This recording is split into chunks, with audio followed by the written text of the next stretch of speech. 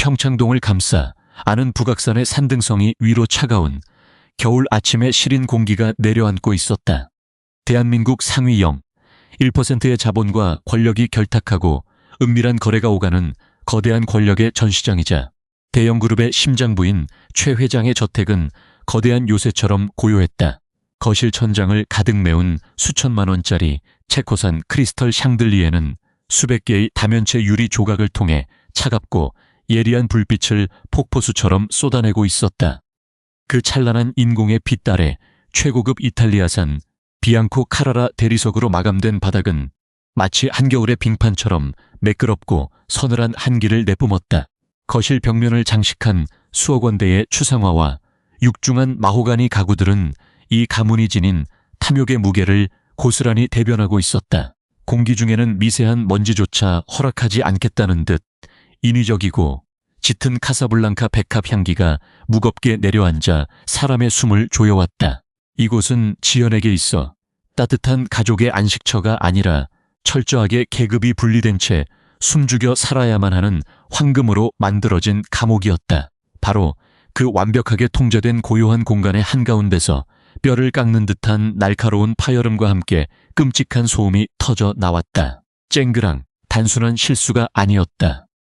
명자가 며느리의 눈빛이 마음에 들지 않는다는 이유 하나만으로 펄펄 끓고 있던 붉은 갈비찜 국물이 담긴 무거운 사기그릇과 방금 내린 뜨거운 에스프레소 잔을 바닥으로 거칠게 밀쳐버린 것이다. 시뻘건 찌개 국물과 짙은 갈색의 커피 액체가 순백의 하얀 대리석을 흉측하게 더럽히며 사방으로 튀어올랐다.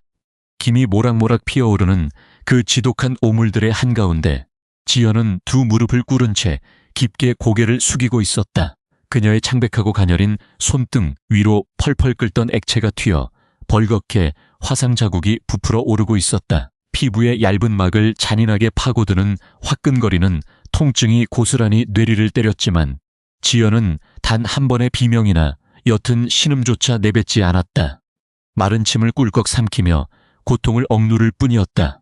그저 메마른 걸레를 움켜쥔 그녀의 얇은 손끝이 핏기가 가실 정도로 하얗게 질려 있을 뿐이었다.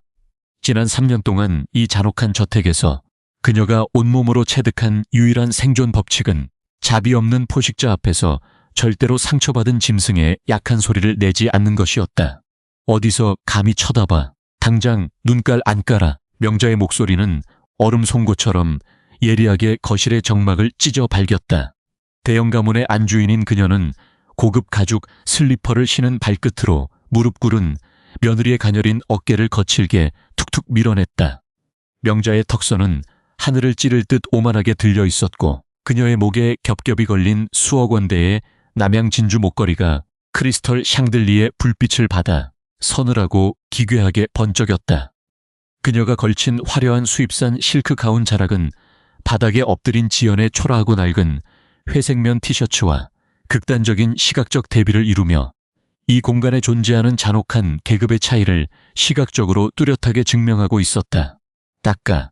당장 내년이 흘린 그 더러운 흔적들 내 손으로 하나도 남김없이 다 닦아내란 말이다. 식모 아줌마 부를 생각 따위는 하지도 마. 내년에 그 천박한 몸뚱아리로 바닥을 박박 끼면서 내가 이 거룩한 집안에서 어떤 위치에 기생하고 있는지 뼈저리게 느끼란 말이다. 지연은 아무런 대꾸 없이 묵묵히 상체를 숙였다.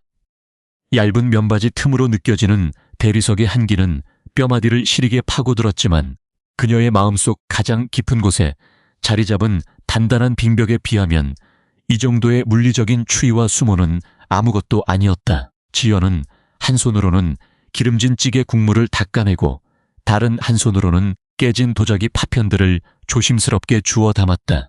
날카로운 파편 끄트머리가 손가락을 스쳐 붉은 피가 배어나왔지만 그녀의 표정은 박제된 인형처럼 굳건했다. 이래서 근본 없는 것들은 집안에 들이는 게 아니었는데 고아원에서 굴러먹던 복지원 출신 기생충년이 감히 대형 가문의 귀한 손자를 낳았다고 유세를 떨어? 내가 내 손자를 낳았다고 해서 이 거룩한 집안의 안주인이라도 된 줄 아느냐? 착각하지 마라. 넌 그저 우리 가문의 훌륭한 대를 잇기 위해 잠시 빌려 쓴 쓸모없는 시바지에 불과하다. 주제를 알고 분수를 지켜야지. 감히 밥상머리에서 내 심기를 건드려?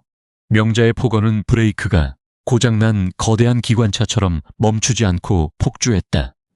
그녀의 붉은 입술 사이로 쏟아지는 모욕적인 단어들은 그 어떤 물리적인 폭력보다도 잔인하게 지연의 숨통을 조여왔다.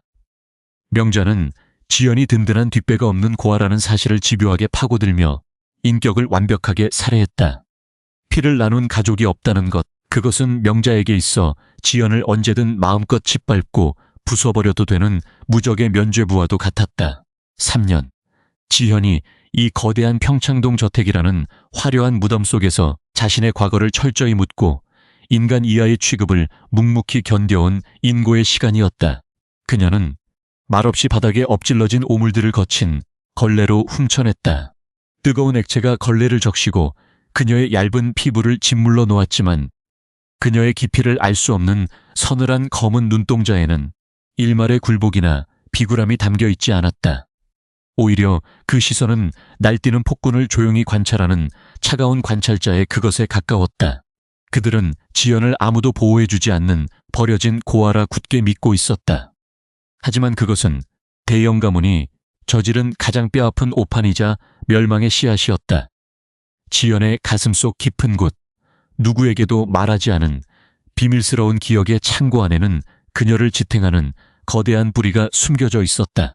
과거의 충격적인 사고로 기억의 일부를 잃고 고아원에서 자라야 했지만 불과 몇 달 전 그녀는 낡은 보육원 유품 상자를 정리하다가 기적적으로 숨겨져 있던 금빛 황동직인과 어머니의 낡은 일기장을 발견했다.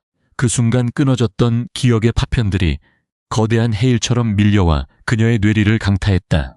자신이 단순한 고아 출신이 아니라 20년 전 불의의 사고로 실종되어 대한민국 전체를 떠들썩하게 만들었던 정계의 거두 정선재 국무총리의 유일한 직계 핏줄이라는 사실을 깨달았을 때 지연은 숨이 막히는 오열을 토해냈었다. 하지만 그녀는 곧바로 정체를 밝히고 그들의 품으로 돌아가지 않았다. 완벽하게 힘을 갖추지 않은 상태에서 섣불리 움직였다가는 권력과 야욕에 미쳐있는 대형 가문 사람들에게 아이와 함께 또다시 체스판의 말로 이용당할 것이 뻔했기 때문이다. 그녀는 철저하게 자신을 숨긴 채 이 무도한 가문이 스스로의 오만함에 취해 가장 높은 곳에서 추락할 완벽한 타이밍만을 서늘하게 기다려왔다. 바로 그때였다. 거실 구석, 거대한 마호가니 기둥 뒤에서 작은 그림자 하나가 파들파들 떨며 서성이고 있었다.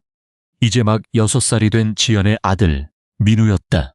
아이의 작은 어깨에는 유치원에 등원하기 위해 맨셋노란 가방이 무겁게 매달려 있었다. 민우는 제 어머니가 할머니의 서슬, 퍼런 호통 아래 무릎을 꿇고 엎드려 있는 참담한 광경을 고스란히 목격하고 말았다. 아이의 커다란 눈망울에는 이미 투명한 눈물이 그득하게 고여 통통한 뺨을 타고 뚝뚝 떨어져 내리고 있었다. 엄마, 우리 엄마 괴롭히지 마세요. 두려움에 떨던 민우가 결국 참지 못하고 기둥 뒤에서 뛰쳐나왔다. 아이는 젠걸음으로 달려와 작은 두 팔을 양옆으로 활짝 벌리며 지연의 앞을 위태롭게 가로막았다. 겁에 질려 파랗게 질린 입술이 달달 떨리고 있었고 눈물 콧물이 범벅이 되어 있었지만 아이는 제 어머니를 지키겠다는 가장 원초적이고 강렬한 본능 하나만으로 명자의 그 서늘하고 표독스러운 시선을 정면으로 받아냈다. 그 순간 지연의 심장이 날카로운 얼음 조각에 무참히 찔린 것처럼 시리고 아프게 저며왔다. 핏물이 거꾸로 역류하는 듯한 끔찍한 고통이었다. 자신을 향한 조롱과 멸시는 수백 번이라도 피를 삼키며 묵묵히 견뎌낼 수 있었지만 세상에서 가장 순수해야 할 아이의 눈물 앞에서는 철저하게 이성적으로 통제해 온 감정의 둑이 순식간에 무너져 내릴 것만 같았다. 그녀는 황급히 메마른 걸레를 바닥에 내던지고 피가 맺힌 손으로 아이의 작은 몸을 다급하게 끌어안았다. 민우야, 오지마.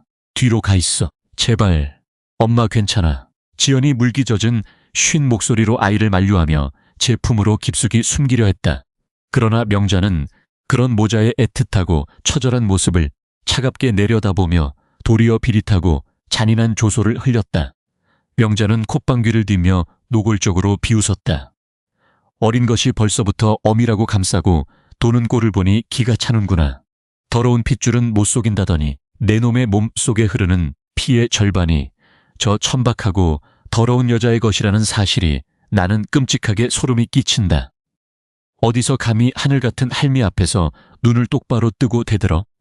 저열하고 쓰레기 같은 유전자는 아무리 돈을 발라 포장하고 최고급 유치원에 보내놓아도 결국 숨길 수가 없지. 천한 것들끼리 아주 거실 한가운데서 눈물겨운 심파극을 찍고 있네. 명자는 이제 막 세상을 배워가는 6살 난 아이를 향해서도 가차없는 언어의 칼날을 무자비하게 휘둘렀다. 어린아이가 감당하기에는 너무나도 무겁고 잔인한 인격 살인이었다. 지연은 황급히 두 손을 뻗어 민우의 양귀를 단단히 막았다. 아이가 이 더러운 말들을 단 한 글자라도 더 듣게 할 수는 없었다. 지연의 가빠진 호흡 사이로 뜨거운 분노가 용암처럼 끓어올랐다.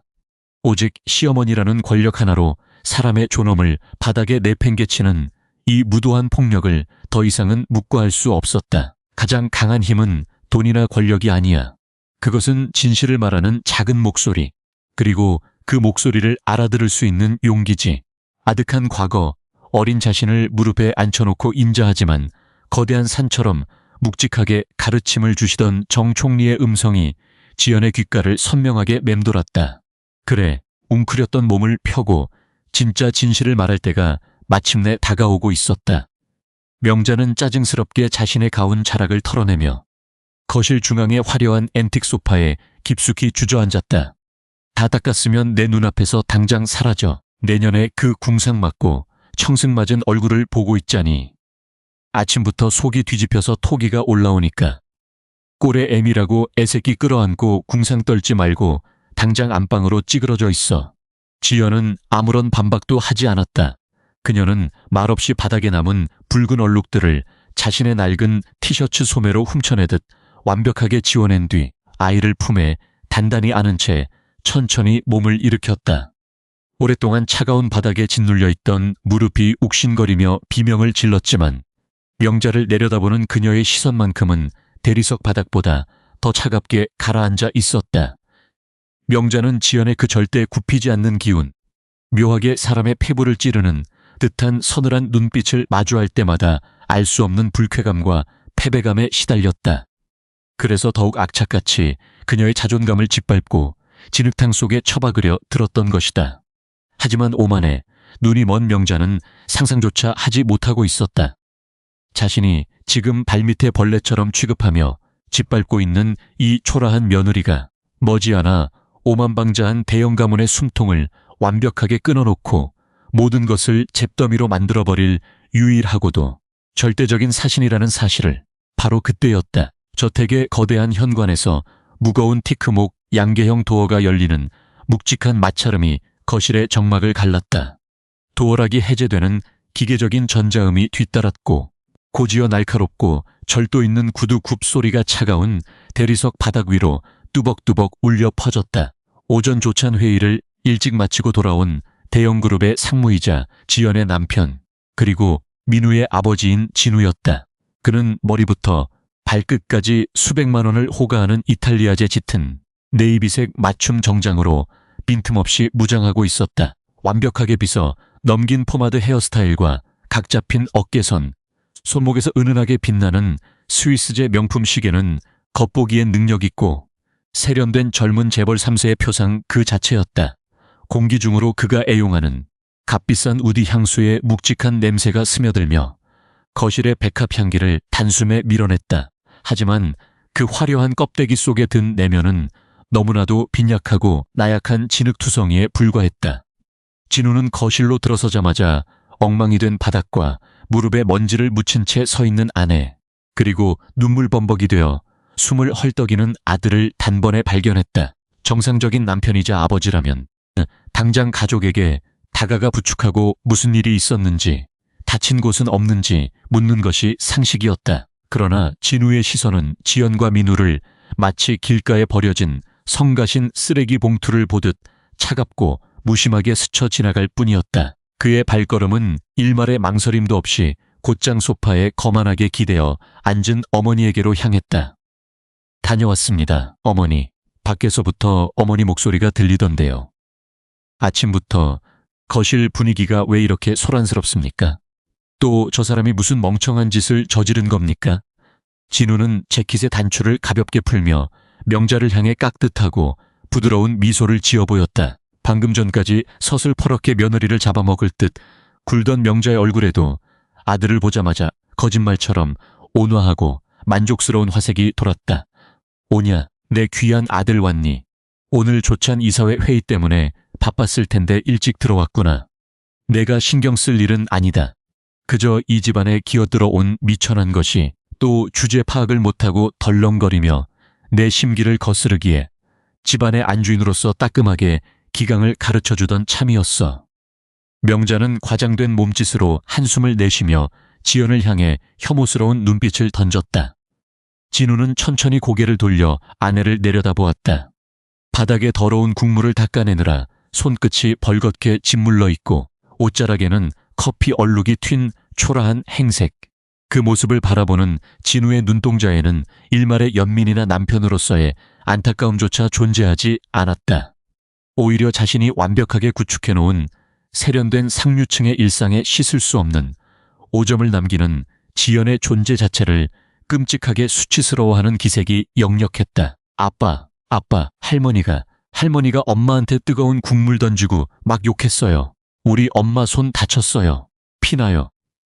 민우가 참았던 울음을 다시 터뜨리며 진우의 바짓가랑이를 다급하게 부여잡았다.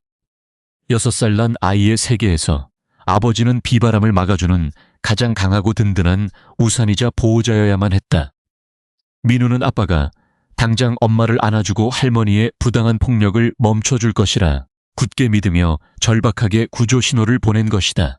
아이의 작은 손이 진우의 완벽하게 다림질된 정장 바지에 애처롭게 매달렸다. 그러나 진우는 자신의 바지에 아이의 눈물과 콧물이 묻는 것을 극도로 불쾌하다는 듯 미간을 깊게 찌푸리며 아이의 핏기 없는 작은 손을 신경질적으로 쳐내듯 떼어냈다. 최민우, 울음 당장 안 그쳐. 사내 자식이 집안에서 징징대고 우는 거 아니라고 아빠가 몇 번을 가르쳤지. 내 엄마가 할머니 말씀을 거역하고 잘못을 했으니 벌을 받는 게 당연한 거다. 어디서 버릇없이 어른들 일에 끼어들어. 당장 내 방으로 올라가. 진우의 입에서 튀어나온 말은 아이의 순수한 희망을 무참히 짓밟는 잔혹한 사형 선고였다. 아빠에게마저 처참하게 거부당한 민우는 충격에 빠진 듯 눈을 커다랗게 뜬 채 제자리에 얼어붙고 말았다. 숨조차 제대로 쉬지 못하고 끙육거리며 딸꾹질을 시작하는 아이를 보며 지연의 가슴 속에서 둔탁한 파열음이 울렸다. 지난 3년. 그래도 아이의 아버지라는 이유 하나만으로 남편을 향해 억지로 부여잡고 있던 마지막 한 줌의 기대마저 완전히 잿더미가 되어 바스러지는 소리였다. 그녀는 진우를 싸늘하게 올려다보았다. 화려한 명품 수트와 반짝이는 시계로 온몸을 휘감고 거드름을 피우지만 저 남자는 결코 가문의 권력과 어머니의 치마폭을 벗어날 수 없는 나약하고 비겁한 온실 속 화초에 불과했다.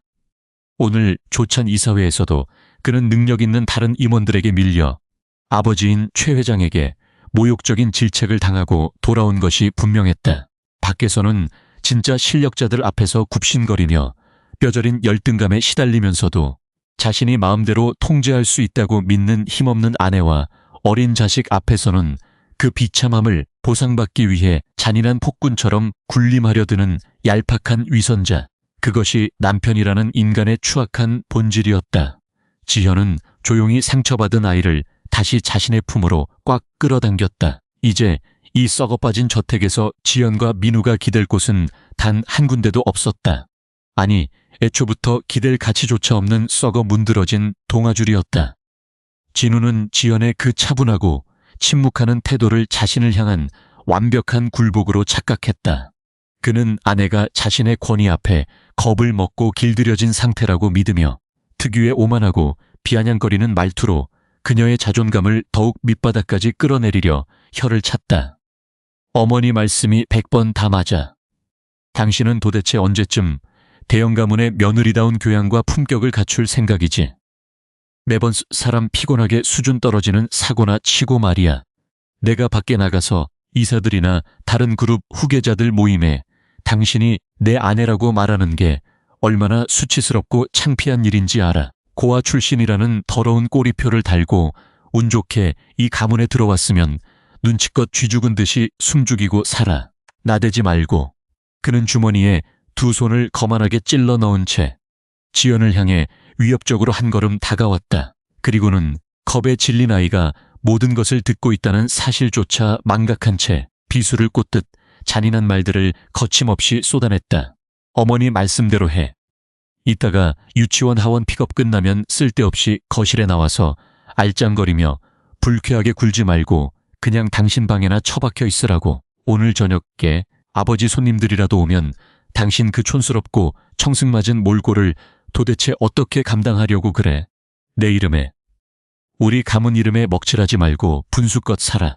빈 껍데기뿐인 주제에 대형그룹 사모님 소리 들으며 따뜻한 밥 먹고 호의호식하는 걸 평생 감사하게 생각하면서 말이야. 진우의 말은 날카로운 얼음 비수가 되었다. 거실 공기를 갈기갈기 찢어놓았다. 가정을 지켜야 할 가장이라는 자가 자신의 어린 자식이 뻔히 올려다보고 있는 앞에서 아내의 인격을 완벽하게 짓뭉개며 짓밟고 있었다. 아내를 동반자나 가족이 아닌 가문의 체면을 갉아먹는 치명적인 오점으로 취급하는 그 뻔뻔한 태도는 철저하게 계산된 언어폭력이었다. 하지만 진우는 짐작조차 하지 못했다.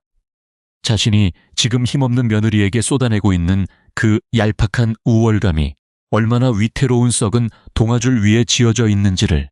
자신이 깔아뭉개고 있는 이 여자가 사실은 대형그룹 전체를 단 한마디의 말로 공중분해시킬 수 있는 초월적인 배경을 조용히 지고 있다는 사실을 말이다. 지연은 눈물을 흘리며 반박하거나 살려달라 매달리는 대신 오히려 고요하게 가라앉은 목소리로 천천히 남편을 향해 입을 열었다. 방에 처박혀 있으라고요.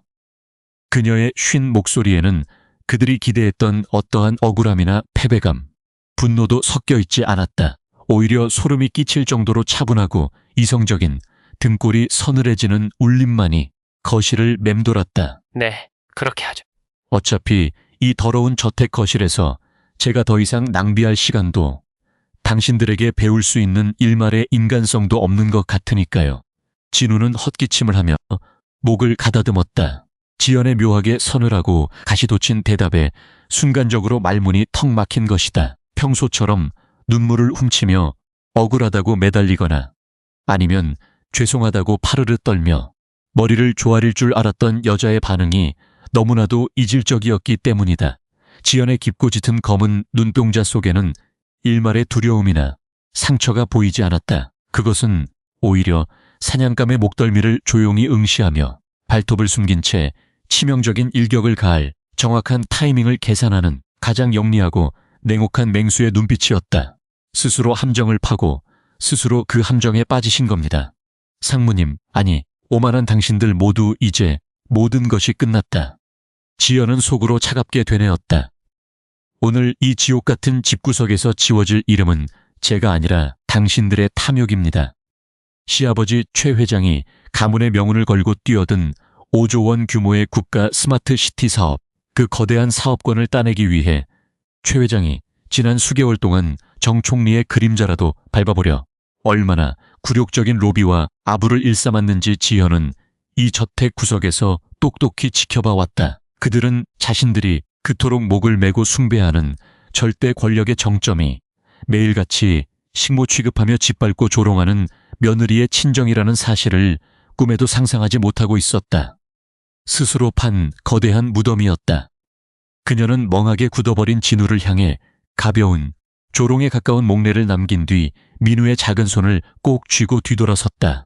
두 사람의 초라하지만 단단한 뒷모습을 바라보는 진우의 미간이 미세하게 실룩였다. 왠지 모를 찝찝함과 알 수 없는 거대한 패배감이 그의 척추를 타고 기어올랐지만 그는 애써 그 불길한 감각을 털어내며 명자가 앉아있는 화려한 소파 곁으로 다가가 털썩 주저앉았다. 거실을 벗어나 2층으로 향하는 어둡고 긴 계단을 오르며 민우가 지연의 차가운 손을 양손으로 꽉 쥐고 조그맣게 속삭였다. 엄마, 진짜 아파요? 피나잖아. 아이는 지연의 벌겋게 부어오르고 날카로운 파편에 베어 상처가 난 손등을 작은 입술로 호호 불어주며 또다시 서럽게 훌쩍였다. 지연은 계단 중간 꺾이는 곳에서 걸음을 멈추고 굽힌 무릎으로 아이와 시선을 맞추었다. 대리석의 한기와는 질적으로 다른 맹렬하고도 뜨거운 복수의 결심이 그녀의 핏속을 타고 힘차게 역류하고 있었다. 아니 민우야, 엄마는 이제 하나도 안 아파. 그리고 오늘 약속할게. 이제 다시는 우리 민우가 이런 일로 무서워하거나 울게 하지 않을 거야. 엄마가 전부 다 끝내버릴 거니까. 지연은 아이의 눈물 젖은 이마에 길게 입을 맞추며 가장 따뜻하지만 서늘한 미소를 지었다.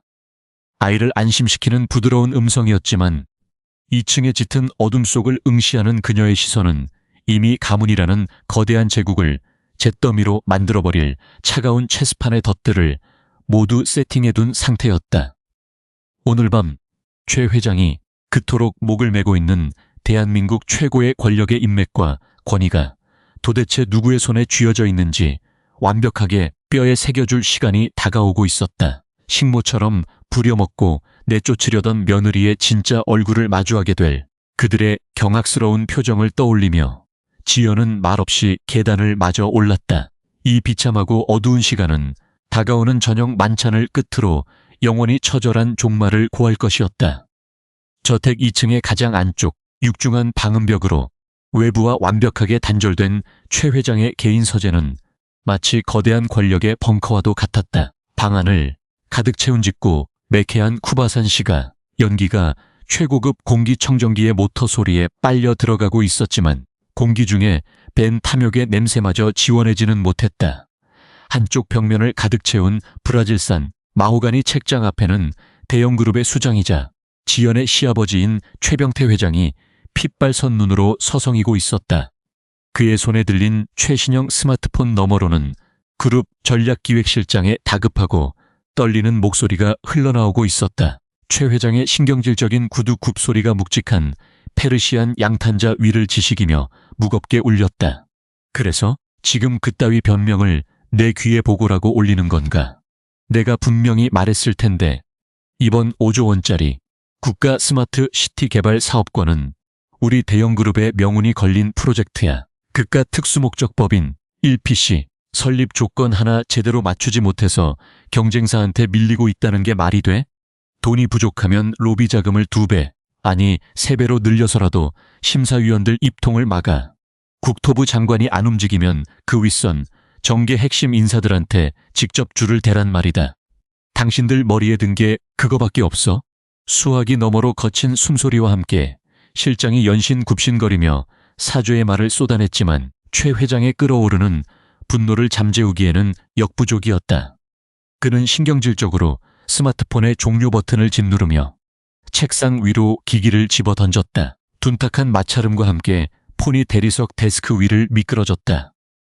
그의 호흡은 거칠었고 최고급 실크 셔츠의 깃 사이로 굵은 땀방울이 배어나왔다. 단순히 기업 간의 입찰 경쟁이 아니었다.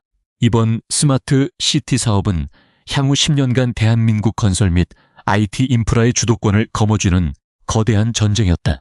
이 판에서 승리하려면 단순한 자본력 이상의 것, 즉 절대적인 권력의 비호가 필요했다. 최 회장은 책상 한가운데 놓인 태블릿 PC의 화면을 신경질적으로 탭했다. 밝게 켜진 화면 위에는 며칠 전 경제지 1면을 장식했던 심층 기사 하나가 띄워져 있었다. 기사의 굵고 검은 헤드라인은 그의 욕망을 더욱 집요하게 자극하고 있었다. 대한민국 정재계의 숨은 지배자 정선재 전 국무총리 20년 전 실종된 유일한 직계 외손녀를 향한 애끓는 핏줄 찾기. 그의 막대한 유산과 권력은 과연 누구에게 상향될 것인가? 최 회장의 늙고 탐욕스러운 눈동자가 기사 첨부 사진 속에 담긴 정 총리의 위험 있는 얼굴을 향해 번뜩였다. 정선재. 그는 비록 공식적인 정치 일선에서는 물러났지만 여전히 대한민국 법조계와 정계의 최상층부를 거미줄처럼 장악하고 있는 보이지 않는 손이었다. 현재 스마트시티 사업의 최종 승인권을 쥐고 있는 고위 관료들조차 과거 정 총리가 발탁하고 키워낸 수족들에 불과했다. 최 회장은 마른 침을 삼켰다. 만약 대형 가문이 정 총리의 잃어버린 그 귀한 핏줄을 찾아내거나 혹은 어떻게든 그 가문과 아주 작은 인연의 끈이라도 만들어낼 수만 있다면 5조 원의 사업권 따위는 굳이 입찰 경쟁을 거칠 필요도 없이 저절로 굴러들어올 전리품이었다. 정선재의 핏줄, 그 대단한 황금줄이 도대체 어느 구석에 박혀있단 말인가. 그는 낮게 으르렁거리며 책상 위를 주먹으로 내리쳤다. 그동안 정 총리의 비서실을 통해 수십억 원대의 미술품과 골프장 지분 등을 은밀히 찔러 넣으며 어떻게든 만남을 성사시켜 보려 했으나 정 총리 측은 대형그룹의 뇌물을 벌레 보듯 취급하며 단칼에 반려해버렸다. 돈으로 살 수 없는 권력 앞에서 최 회장은 뼛속 깊은 굴욕감과 동시에 지독한 갈증을 느꼈다. 그 거대한 권력의 성벽을 넘기 위해서는 자신들에게도 그에 걸맞은 귀한 피가 필요했다. 자신의 아들 진우를 떠올리자 그의 혀끝에서 쓴맛이 감돌았다. 겉보기엔 멀쩡한 재벌 3세지만 실무회계장부 하나 제대로 읽어내지 못해 매번 이사회에서 주주들의 질타를 받는 무능한 녀석이었다. 게다가 그런 부족한 아들의 짝으로 들어온 며느리라는 물건은 더욱 끔찍했다. 3년 전 기업 이미지를 쇄신하겠다는 얄팍한 PR 전략과 명자의 고집에 밀려 고아 출신의 보육원 출신이라는 그 천박하고 근본 없는 여자를 가문에 들인 것이 최 회장 인생 최대의 오점이었다. 든든한 처가의 배경이나 막대한 지참금은커녕 그저 묵묵히 고개나 숙이고 집안의 온갖 허드레시를 도맡아 하는 그 초라한 며느리를 볼 때마다 그는 자신의 가문이 오염되는 듯한 불쾌감에 시달렸다. 명자와 다름없이 콧방귀를 띠며 그는 서늘하게 중얼거렸다. 쓸모없는 것들, 내 가문의 대를 이을 거라면 정 총리의 외손녀처럼 나라를 쥐고 흔들 핏줄은 되어야지. 고아원에서 굴러먹던 기생충 같은 년이 대형그룹의 안주인 자리를 꿰차고 앉아있으니 밖에서 우리 가문을 얼마나 우습게 보겠어. 그깟 핏덩이 하나 낳아줬다고 유세를 떠는 꼴이라니. 이제 그 거머리 같은 인연도 끝낼 때가 됐지. 최 회장은 시가 케이스에서 새로운 시가를 하나 꺼내 들었다. 그는 자신의 며느리 지연이 그토록 자신이 갈망하며 무릎 꿇고서라도 갖고 싶어하는 바로 그 정선재 총리의 유일한 외손녀라는 사실을 상상조차 하지 못하고 있었다. 오직 돈과 눈에 보이는 배경만으로 사람의 가치를 등급 매겨온 오만한 자본가는 진짜 최고 존엄의 권력이 자신의 발밑에서 숨죽인 채 날카로운 발톱을 벼리고 있다는 진실을 완벽하게 간과하고 있었다. 스스로 판 거대한 무덤 속으로 그들은 한치의 의심도 없이 맹렬하게 걸어 들어가고 있는 중이었다. 최 회장은 서랍을 열어 그룹 법무팀에서 은밀하게 작성해 올린 서류 봉투 하나를 꺼내 들었다. 그리고는 비서실을 호출하는 인터폰의 버튼을 신경질적으로 꾹 눌렀다. 나다. 저녁 식사 준비됐나? 밑에 내려가서 집사람한테 전해. 오늘 밤 안에 그 지긋지긋한 청소부년 완벽하게 서류 정리해서 내쫓으라고. 내일 아침에 내 눈앞에 그 여자의 얼굴이 띄면 법무팀 놈들 전부 모가지 날아갈 줄 알라고 해. 권력을 향한 조급한 야망과 며느리를 향한 맹목적인 경멸이 뒤섞인 서재의 공기는 점점 더 탁해지고 있었다. 그는 서류 봉투를 툭 던져놓고는 가죽 의자에 깊숙이 몸을 묻었다. 이제 1층의 다이닝룸에서는 그가 지시한 대로 가장 잔혹하고 일방적인 가문의 숙청이 시작될 터였다. 하지만 그것이 자신들을 향한 완벽한 사형 집행의 방아쇠가 될 줄은 이 오만한 노인은 꿈에도 알지 못했다. 한편 저택 1층의 거대한 다이닝룸은 숨막히는 침묵과 가식적인 우아함으로 가득 차 있었다. 천장에 매달린 프랑스산 바카라, 크리스털 샹들리에가 눈이 시릴 정도로 하얀 빛을 내뿜고 있었고 12명이 앉아도 남을 만큼 거대한 천연 대리석 식탁 위에는 최고급 한우구이와 전복 스테이크, 그리고 빈티지 와인이 오와 열을 맞춰 세팅되어 있었다. 은식기가 달그락거리는 미세한 소리만이 이 거대한 공간의 유일한 생동감이었다. 하지만 공기 중에는 갓 구워낸 음식의 온기 대신 사람의 피부를 찌르는 듯한 서늘한 저기만이 짙게 깔려 있었다. 지연은 화상을 입어 벌겋게 부풀어 오른 오른손을 등 뒤로 억지로 감춘 채 무거운 넛그릇을 식탁 위에 내려놓고 있었다. 대형 가문의 안주인인 명자와 남편 진우는 이미 식탁의 상석을 차지하고 앉아 지연이 마치 투명 인간이나 고용된 하녀라도 되는 양 철저하게 시선을 주지 않고 있었다. 상처 부위가 식기에 뜨거운 온도에 닿을 때마다 살컨시 찢어지는 듯한 통증이 파고들었지만 지현의 얼굴은 마치 정교하게 깎아 만든 밀랍 인형처럼 어떠한 감정의 동요도 읽어낼 수 없었다.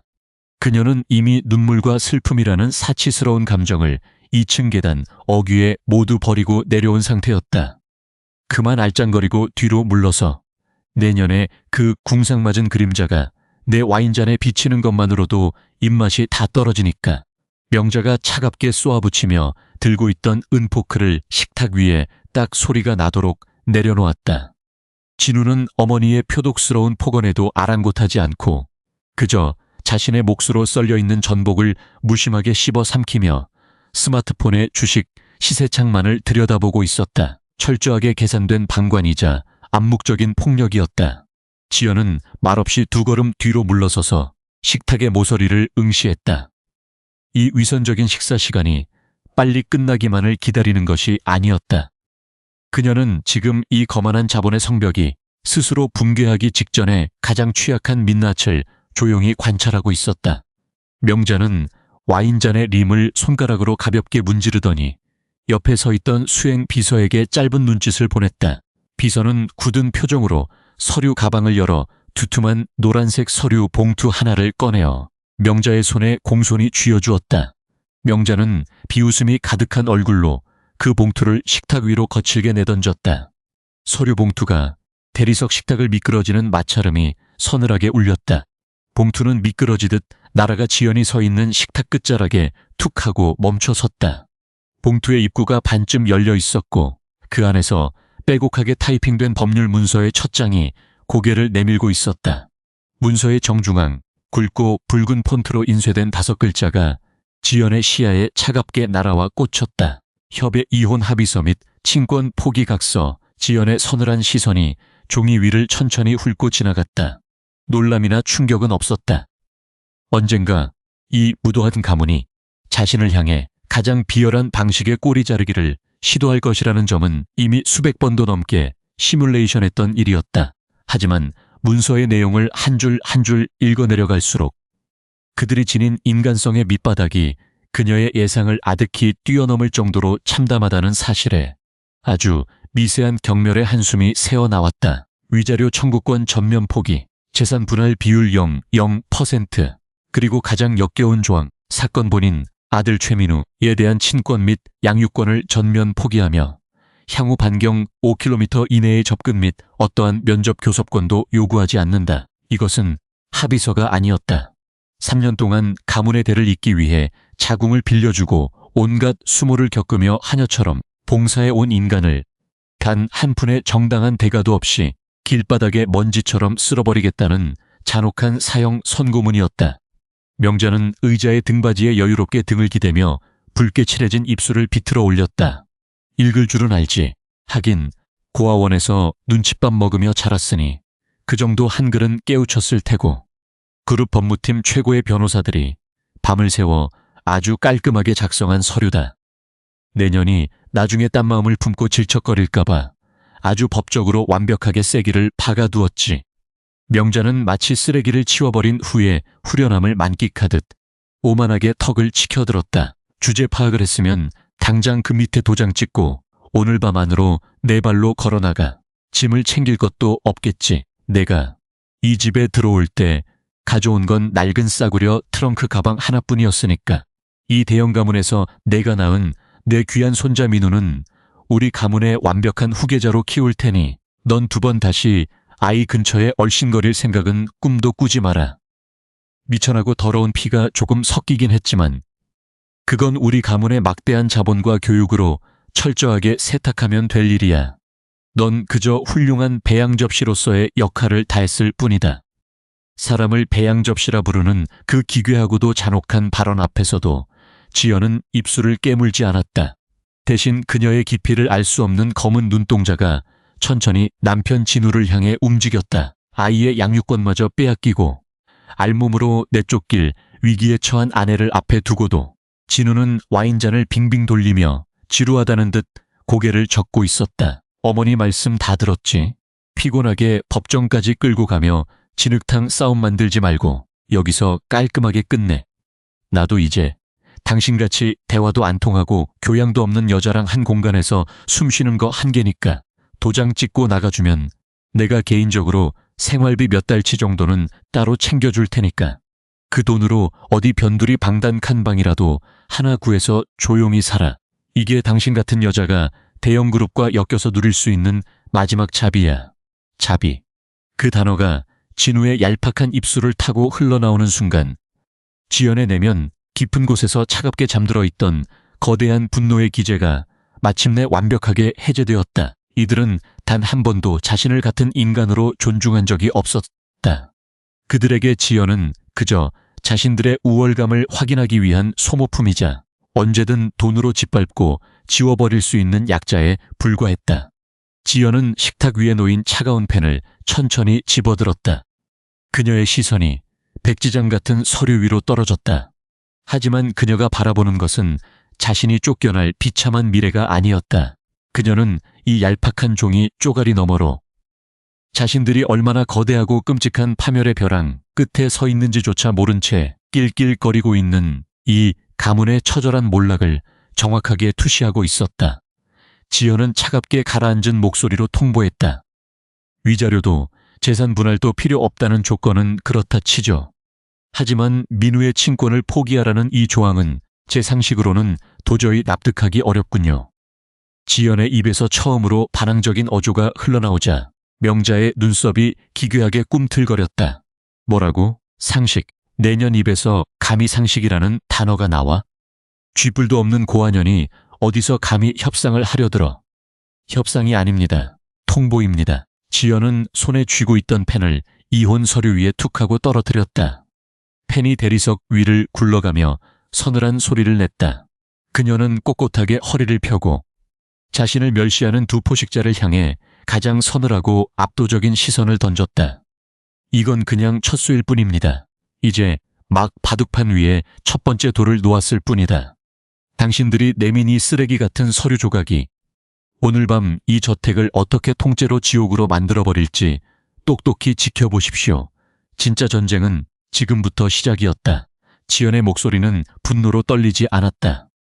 오히려 얼음장처럼 차갑고 묵직하여 식탁의 공기를 단숨에 얼어붙게 만들었다. 더러운 건 이 백지장 같은 서류가 아니라 사람의 존엄을 지우려 드는 당신들의 그 오만한 손입니다. 지연의 그 압도적인 기세에 억눌려 명자와 진우가 순간적으로 말문이 막혀 얼어붙은 바로 그때였다. 굳게 닫혀있던 다이닝룸의 무거운 문이 삐걱거리며 열리고 어둠 속에서 조그만 인형 하나가 주춤거리며 걸어 들어오고 있었다. 손에 무언가를 꽉 쥐 채 훌쩍이고 있는 아이 민우였다. 반전의 뇌관이 마침내 그 서늘한 모습을 드러내는 순간이었다. 거대하고 무거운 다이닝룸의 티크목 양계형 도어가 미세한 마찰음을 내며 열린 것은 지현이 서늘한 경고를 내뱉은 직후였다. 완벽하게 통제되어 있던 가식적인 식탁의 공기 속으로 틈입한 것은 다름 아닌 6살 난 아이 민우였다. 아이의 뺨에는 여전히 덜 마른 눈물 자국이 선명하게 얼룩져 있었고 가늘게 떨리는 작은 어깨는 이 거대한 저택이 내뿜는 폭력적인 위압감에 짓눌려 있는 듯했다. 평소 같았으면 할머니인 명자의 날카로운 호통 소리에 겁을 먹고 방구석에 숨어 숨죽여 울고만 있었을 아이였다. 숨소리조차 내지 못하도록 훈련받았던 어린 생명이 지금 이 숨막히는 침묵을 깨고 제 발로 걸어 들어오고 있었다.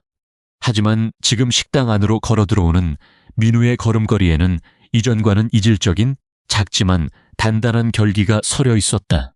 두 주먹을 꽉 쥐 아이의 눈동자에는 더 이상 두려움이 남아있지 않았다.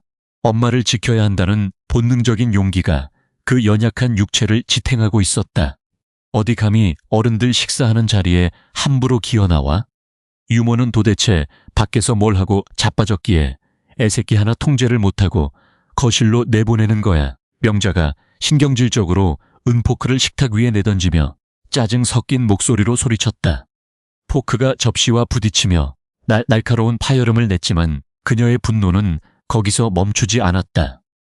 고아 출신의 천박한 며느리가 낳은 아이라며 혈통부터가 불결하다고 속으로 끊임없이 멸시해 온 명자였다.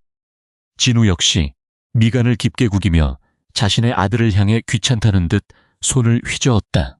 가문의 대를 이을 귀한 손자라며 외부에는 번지르르하게 치켜 세웠지만 정작 아이가 자신들의 평온한 식사 시간을 방해하는 것은 단 1초도 용납하지 못하는 철저히 이기적인 태도였다. 그에게 아이란 그저 대형그룹의 지분을 물려받기 위한 도구일 뿐 인격적인 교감의 대상이 아니었기 때문이다. 저택의 고용인들이 혼비백산하여 다이닝룸으로 달려와 민우의 팔을 잡아 끌려던 찰나였다. 아이의 작은 몸이 뒤로 휘청거렸지만 민우는 끝까지 고집스럽게 버티며 한 발짝도 물러서지 않았다. 지연은 반사적으로 아이를 보호하기 위해 몸을 틀었다.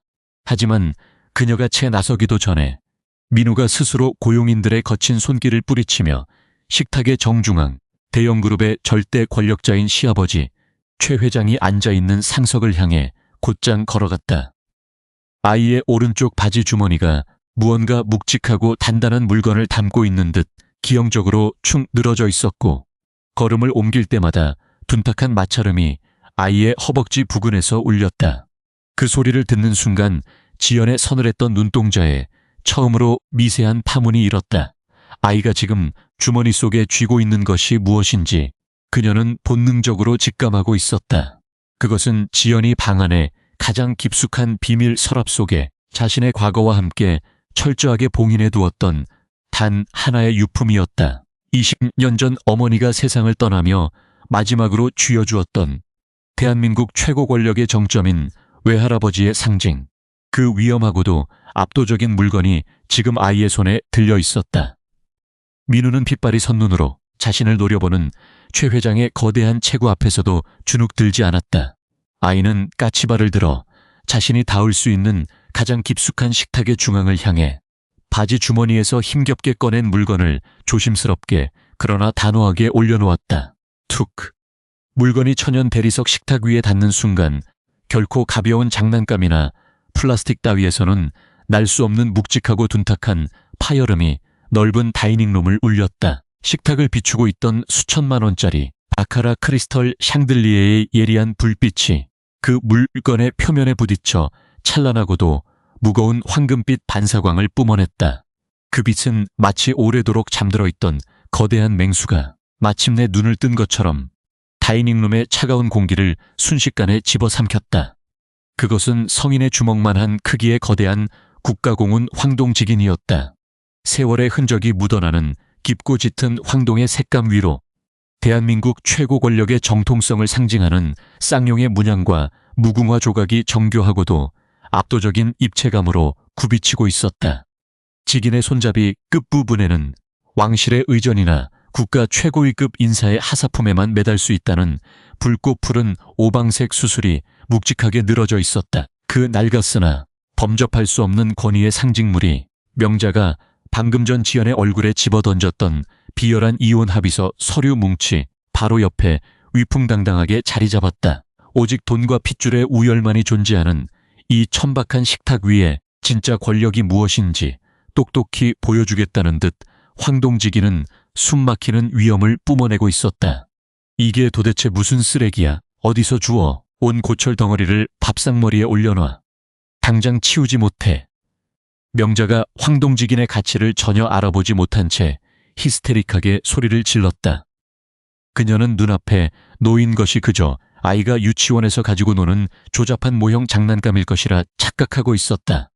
천박한 고아 출신 애미 밑에서 자라더니 버릇마저 상스러워졌다며 혀를 차는 그녀의 얼굴에는 역겨움이 가득했다. 진우 역시 짜증스러운 콧방귀를 딛며 수행 비서에게 고갯짓을 해 그것을 당장 쓰레기통에 처박을 하는 지시를 내리려 했다.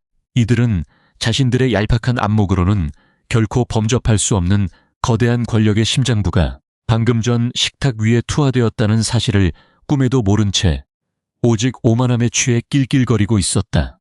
하지만 민우는 물러서지 않았다. 아이는 여전히 눈물이 그렁그렁한 맑은 눈으로 그러나 단 한 번의 떨림도 없는 또렷한 목소리로 최 회장을 똑바로 올려다보며 천진하게 선언했다. 할아버지, 우리 엄마 불쌍한 고아 아니에요. 울 엄마가 저번에 은퇴한 정선재 국무총리 할아버지가 준 진짜 직인이래요. 엄마 진짜 이름 정지현이래요. 6살 난 아이의 입에서 흘러나온 그 순수하고도 치명적인 폭로.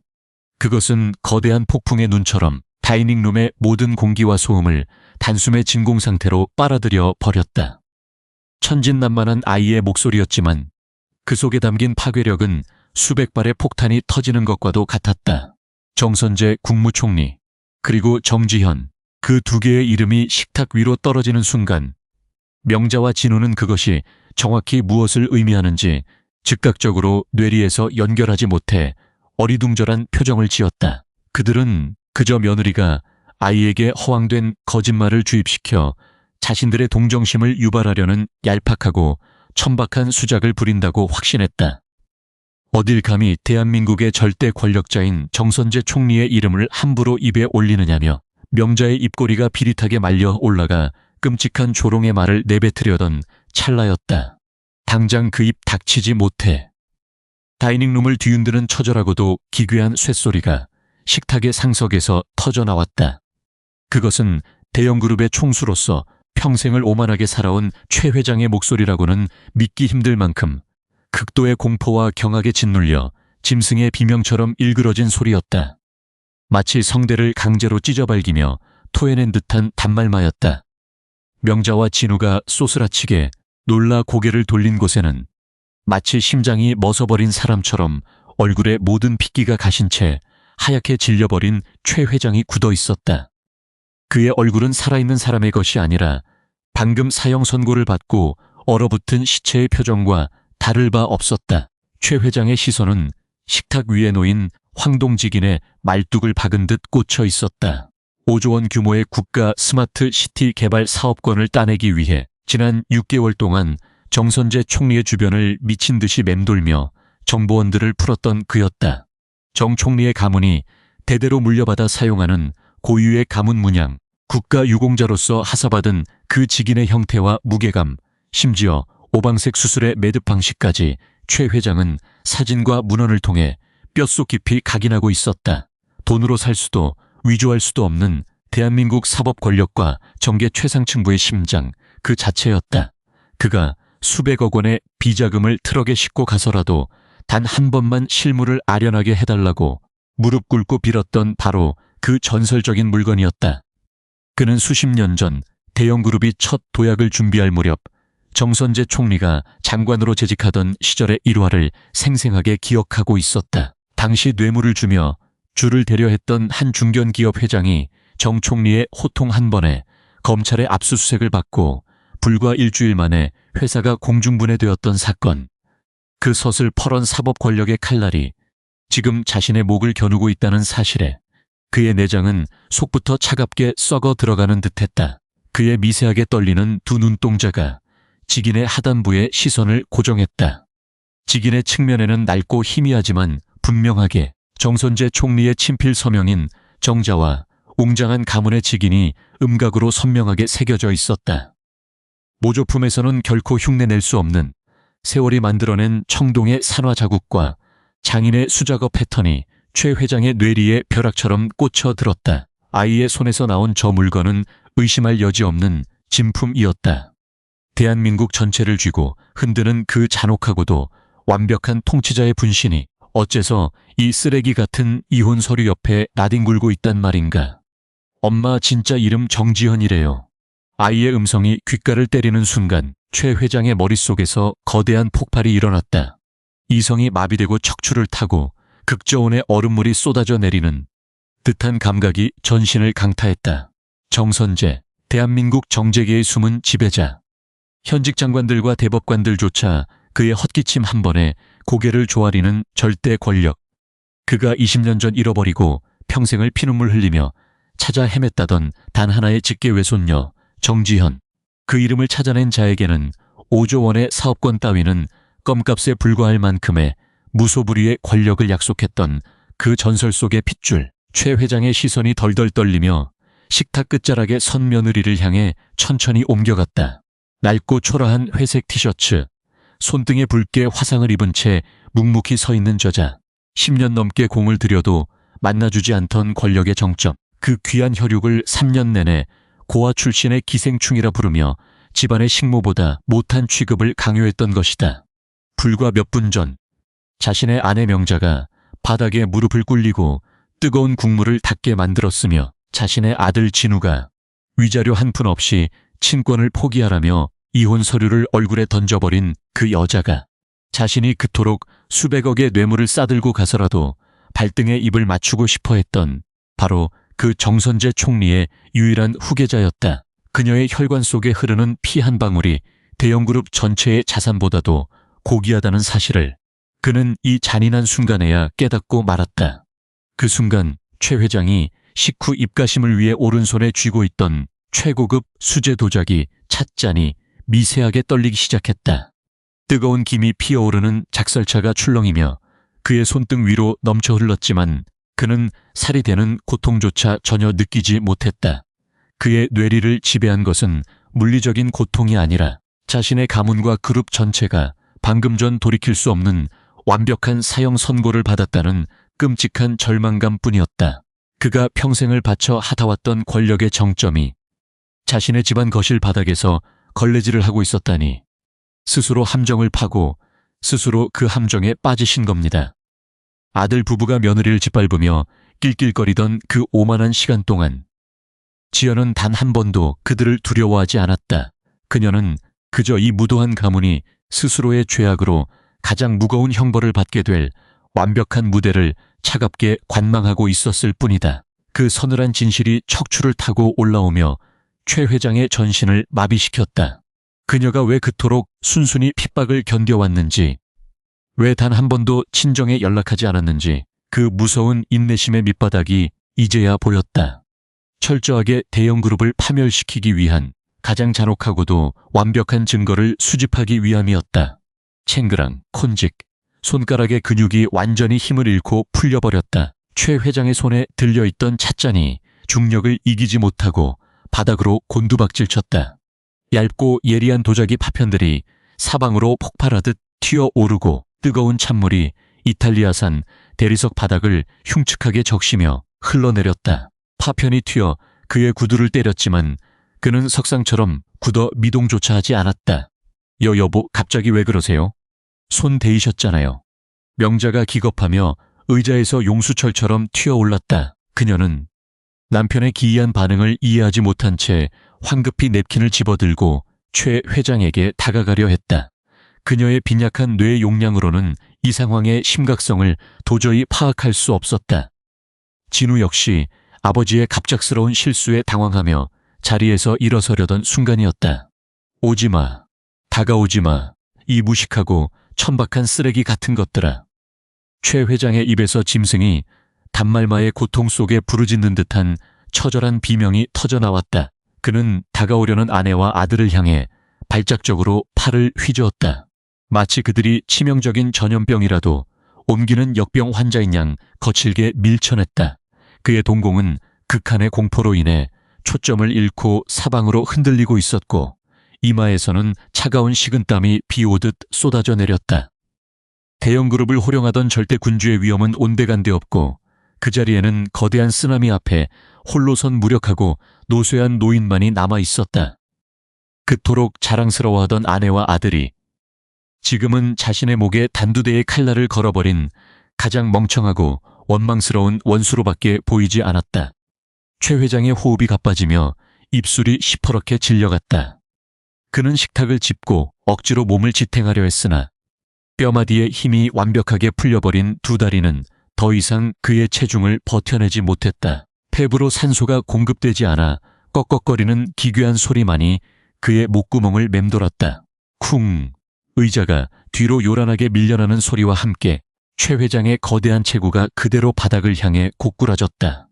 그는 방금 전 찻잔이 깨져 흩어진 그 날카로운 파편 더미와 뜨거운 찬물 위로 일말의 저항조차 하지 못한 채 두 무릎을 꿇고 엎어졌다. 고급 정장 바지가 날카로운 파편에 찢기고 무릎에서 붉은 피가 배어나왔지만 그는 고통을 호소하기는커녕 바닥에 엎드린 채 사시나무 떨듯 전신을 덜덜 떨기 시작했다. 피비린내와 찻잎의 향기가 기묘하게 섞여 다이닝룸의 공기를 채웠다. 아버지, 회장. 진우가 혼비백산하여 소리치며 달려왔지만 최 회장은 자신의 팔을 부축하려는 아들의 손을 매몰차게 뿌리쳤다. 꺼지라며 저주를 퍼붓는 최 회장의 목소리가 찢어질 듯 울렸다.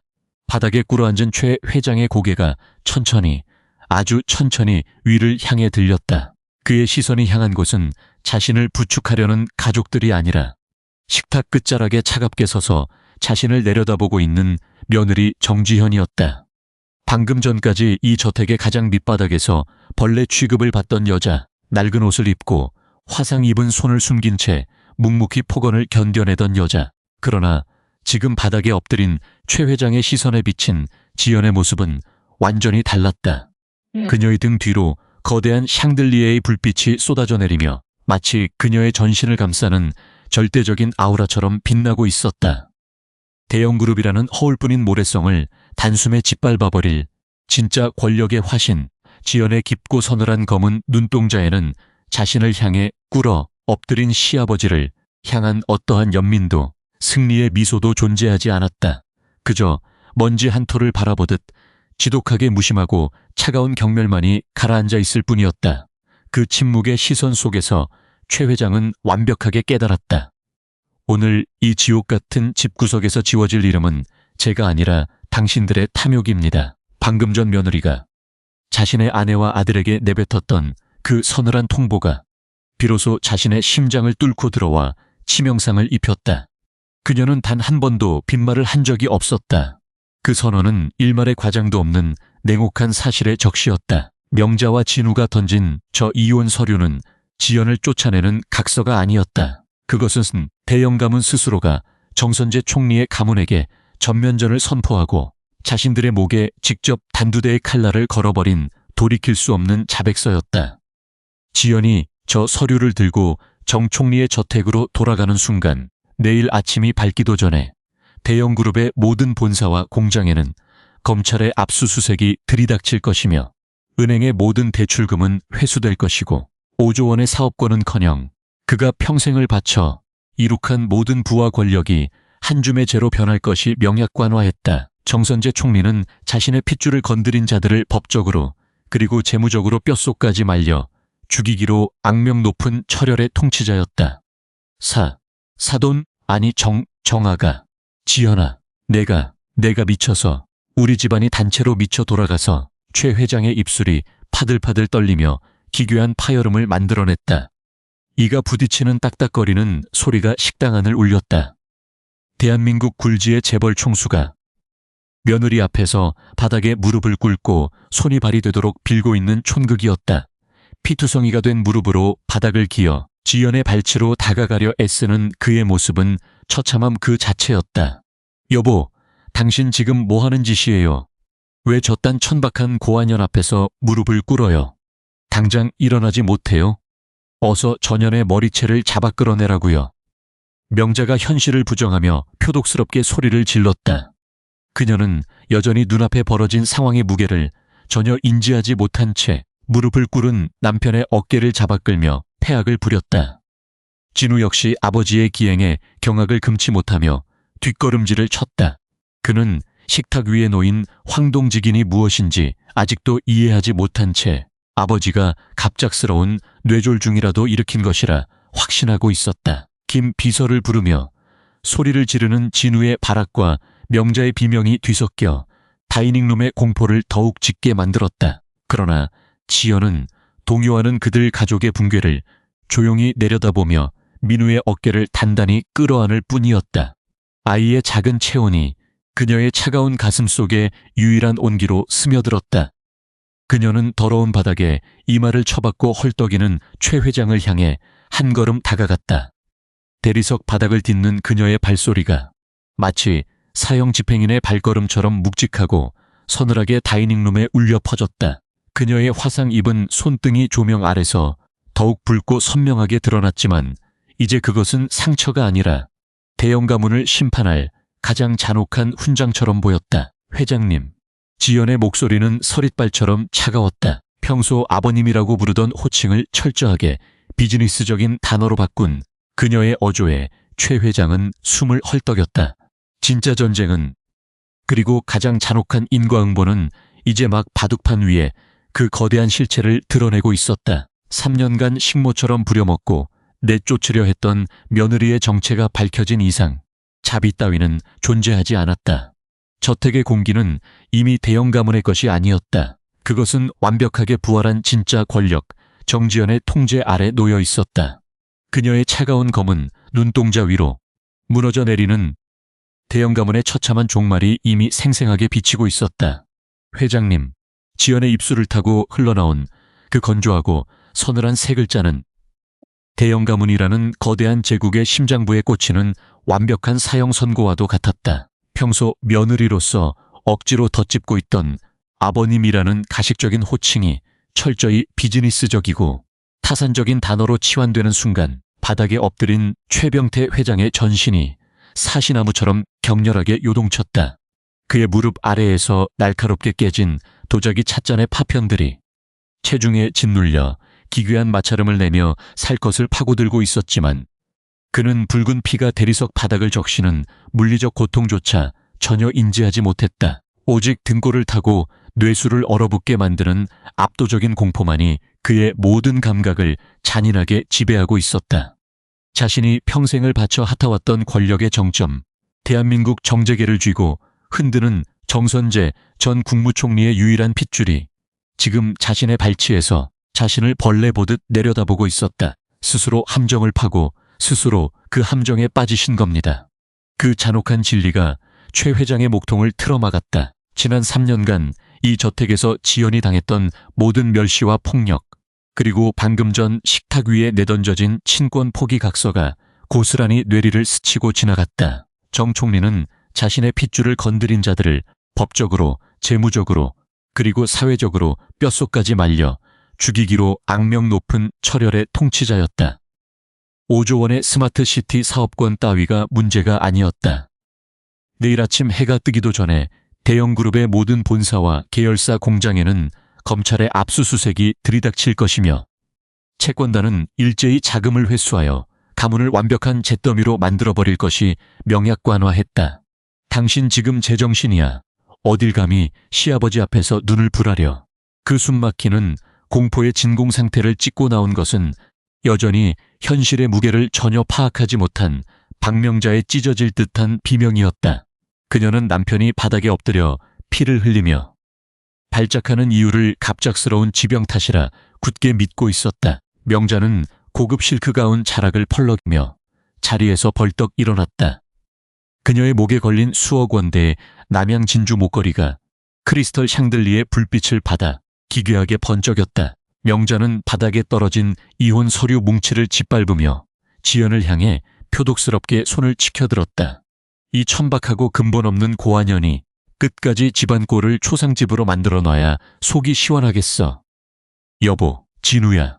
도대체 멍청하게 서서 뭘 하고 있는 거야. 당장 경호원들 불러서 전연의 머리채를 잡고 길바닥으로 내동댕이 치란 말이야. 짝. 명자의 앙칼진 명령이 허공을 채 가르기도 전에 둔탁하고도 소름 끼치는 파열음이 거대한 다이닝룸의 벽면을 치고 울려 퍼졌다. 그것은 살과 살이 부딪히는 소리라기보다는 마치 무거운 강목으로 무언가를 내려치는 듯한 폭력적인 파공음이었다. 명자의 고개가 기형적인 각도로 확 꺾이며 그녀의 몸이 식탁 모서리에 거칠게 처박혔다. 정교하게 틀어 올렸던 그녀의 머리채가 산발이 되어 흘러내렸고 입술 터진 곳에서 검붉은 피가 주르륵 흘러내렸다. 그녀의 뺨을 향해 전력을 다해 손을 휘두른 사람은 다름 아닌 피투성이가 된 무릎으로 바닥을 기듯 일어난 최 회장이었다. 아, 아버지. 진우가 경악을 금치 못하며 뒷걸음질을 쳤다.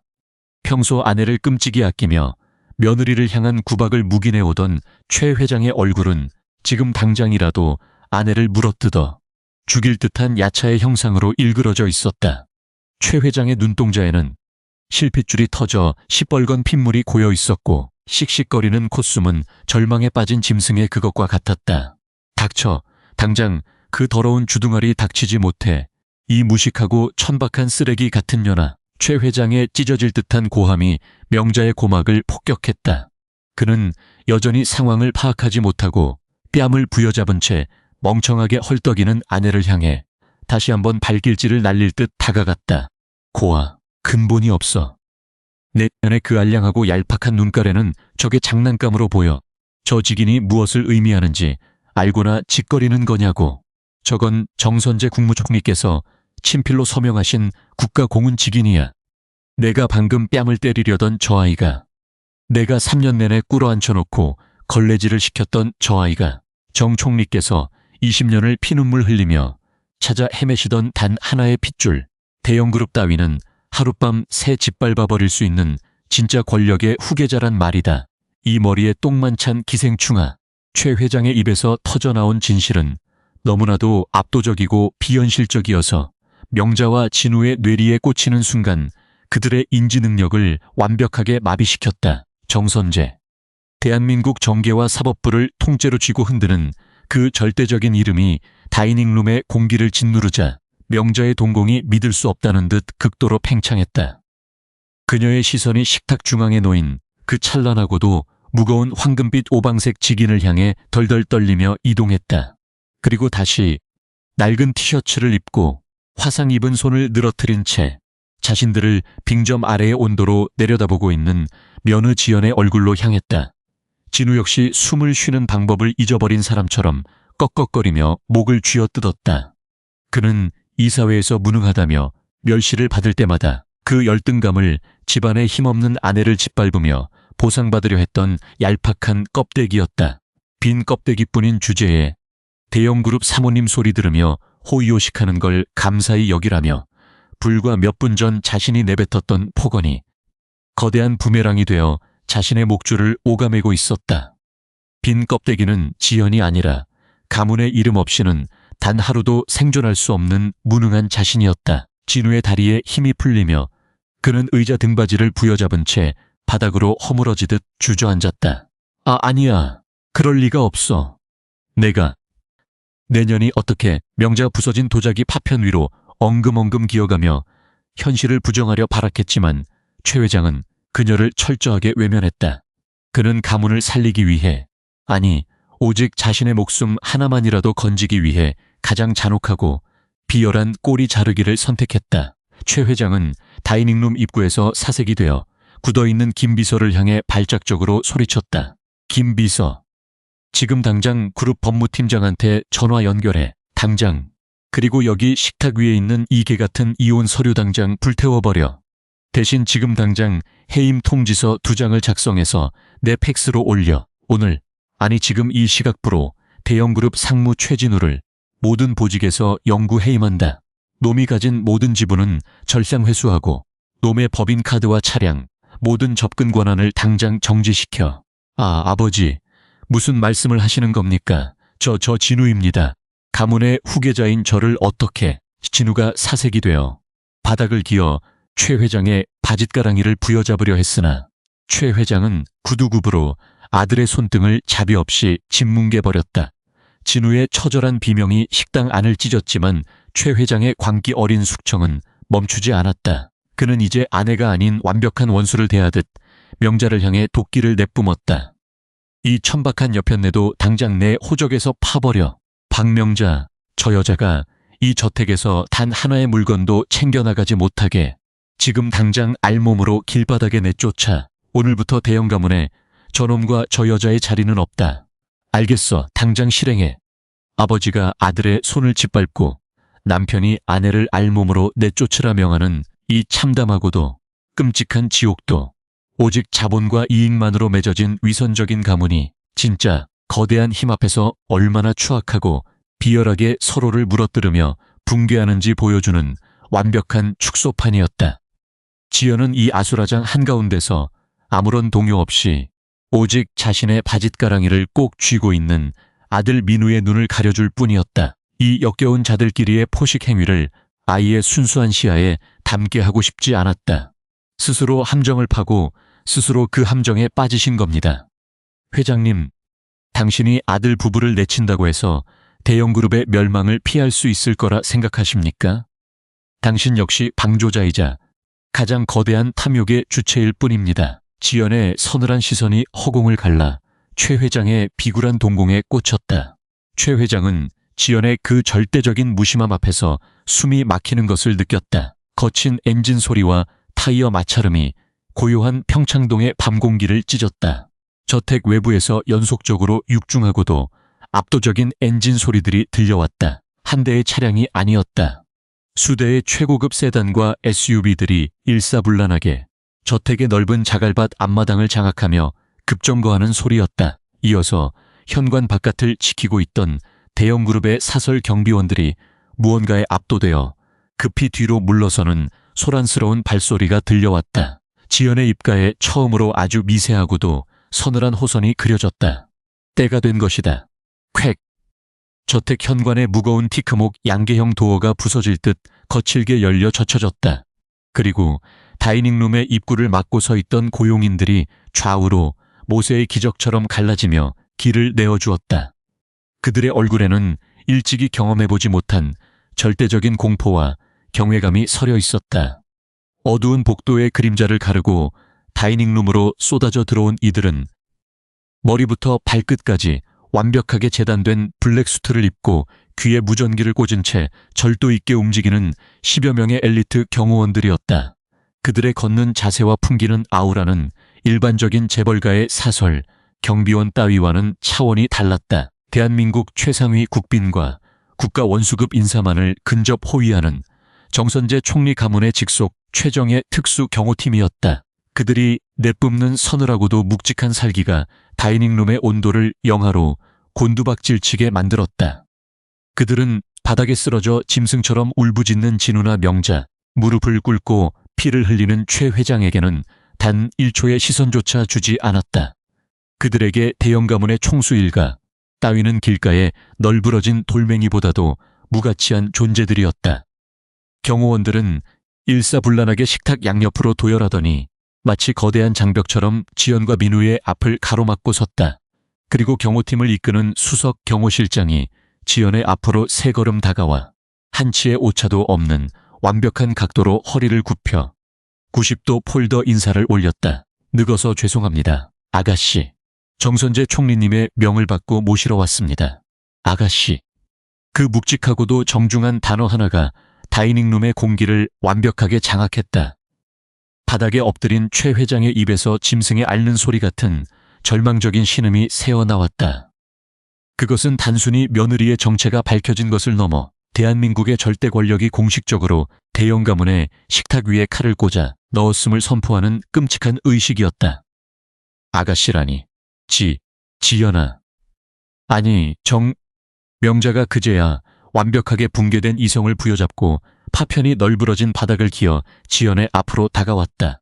불과 10분 전까지만 해도 지연에게 걸레를 던지며 인격을 살해했던 여자가 이제는 국물이 튀고 피로 얼룩진 자신의 실크 가운이 찢어지는 것도 모른 채 지연의 낡은 스니커즈에 입을 맞추려 발악하고 있었다. 내가 미쳤었어. 내가 주제를 모르고 잠시 눈이 멀어서. 아가씨, 제발 용서해 주세요. 우리 진우, 당신 남편이잖아요. 민우 아빠잖아요. 제발 이 늙은이 한 번만 살려주세요.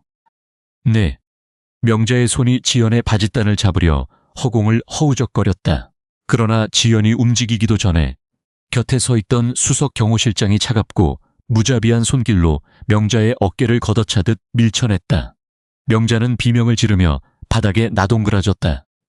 경호실장의 손이 재킷 안쪽을 향하며 당장이라도 무력을 행사할 듯 살기를 띄었지만 지연이 조용히 손을 들어 그를 제지했다. 지연은 바닥에 나뒹구는 시어머니를 향해 시선을 내렸다. 그리고는 천천히 몸을 굽혀 자신의 발치에서 두려움에 떨며 상황을 지켜보던 아들 민우를 단단하고 부드럽게 안아 올렸다. 아이의 얼굴을 제 목덜미에 묻게 하여 이 추악하고 더러운 가문의 마지막 발악을 아이의 시야에서 완벽하게 차단했다.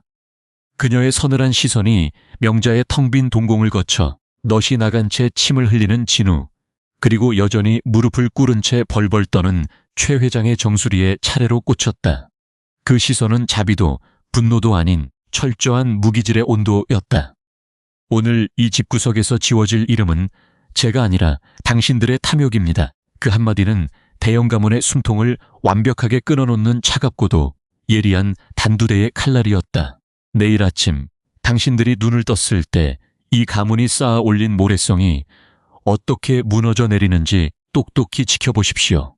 내 아이에게 흘리게 한 눈물의 대가는 당신들의 피와 살을 모두 찢어내어 평생토록 갚게 만들어줄 테니.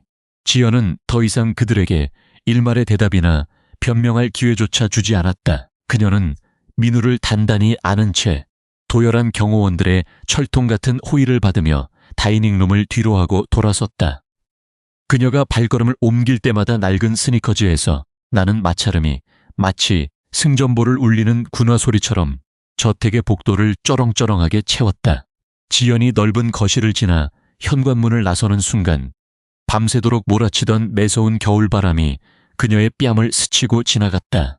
그러나 그 바람은 더 이상 그녀를 짓누르던 대리석 바닥의 차가운 한기가 아니었다. 그것은 모든 억압과 멸시를 부수고 마침내 진짜 자신의 이름표를 되찾은 자만이 누릴 수 있는 지독하게 상쾌하고 자유로운 밤 공기였다. 저택의 웅장한 대문 앞에는 칠흑처럼 검고 거대한 롤스로이스 팬텀 리무진이 육중한 배기음을 토해내며 대기하고 있었다. 차체의 매끄러운 곡선 위로 평창동의 가로등 불빛이 미끄러지듯 반사되고 있었다. 운전석에서 대기하던 정복 차림의 수행기사가 황급히 뛰어나와 뒷좌석의 무거운 문을 정중하게 열었다. 지연은 차에 오르기 전 아이를 고쳐 안으며 잠시 뒤를 돌아보았다. 활짝 열린 저택의 현관 너머로 아직도 다이닝룸 바닥을 기어다니며 서로를 저주하고 뺨을 때리는 최 회장 부부와 진우의 처절한 절규가 메아리처럼 흘러나오고 있었다. 그들은 자신들이 만들어낸 황금빛 지옥 속에서 영원히 서로의 살을 파먹으며 파멸해 갈 것이었다. 그녀는 미련 없이 고개를 돌려 롤스로이스의 푹신한 가죽 시트 위로 몸을 실었다. 탁웅. 육중한 문이 닫히는 소리와 함께 외부의 모든 소음과 한기가 완벽하게 차단되었다. 차체 내부를 은은하게 감도는 따뜻한 히터의 온기와 묵직한 우디향이 굳어있던 지현의 어깨를 조용히 어루만졌다. 품에 안긴 민우가 꼼지락거리며 고개를 들어 지연을 바라보았다. 엄마, 이제 우리 아까 그 무서운 집 안 가요? 아이의 맑고 순수한 질문에 지현은 참았던 숨을 길게 내쉬며 아이의 이마에 깊고 따뜻한 입맞춤을 남겼다. 화상을 입었던 손등의 통증은 이미 그녀의 핏속을 흐르는 뜨거운 안도감에 녹아내려 자취를 감춘 지 오래였다. 안 가. 이제 다 끝났어. 우리 민우, 이제 엄마가 지킬 거야. 아무도 우리를 함부로 대하지 못하게 할게. 그녀는 민우를 향해 환하게 과거의 모든 억압과 아픔을 녹여내는 진정한 새벽의 미소를 지어 보였다. 차가운 이진법과 오만한 자본으로 얽혀있던 거짓된 세계는 완전히 붕괴되었다. 롤스로이스의 거대한 바퀴가 묵직하게 회전하며 대형 가문의 저택을 영원히 뒤로 한 채 어둠 속으로 미끄러져 나갔다. 길고 혹독했던 폭풍은 완전히 지나갔다. 어두운 창밖으로 쉴 새 없이 멀어지는 평창동의 불빛들 너머로 이제 두 사람의 앞에는 진짜 이름으로 함께 만들어갈 눈부신 아침만이 조용히 그러나 찬란하게 밝아오고 있었다.